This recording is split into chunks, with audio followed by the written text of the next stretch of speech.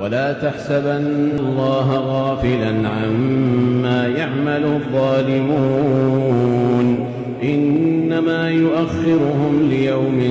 تشخص فيه الأبصار مهطعين مقنعي رؤوسهم لا يرتد إليهم طرفهم وأفئدتهم هواء وأنذر الناس يوم يأتيهم العذاب فيقول الذين ظلموا ربنا أخرنا إلى أجل قريب نجب دعوتك ونتبع الرسل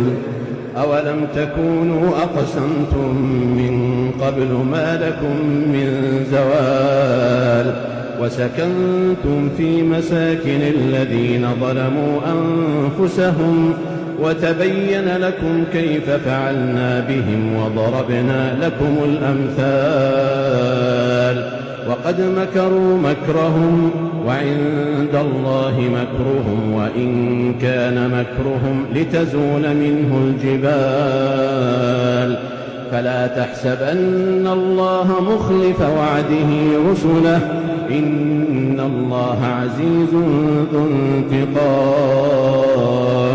يوم تبدل الأرض غير الأرض والسماوات وبرزوا لله الواحد القهار وترى المجرمين يومئذ مقرنين في الأصفاد سرابيلهم من قطران وتغشى وجوههم النار ليجزي الله كل نفس ما كسبت إن الله سريع الحساب هذا بلاغ للناس ولينذروا به وليعلموا أنما هو إله واحد وليذكر أولو الألباب.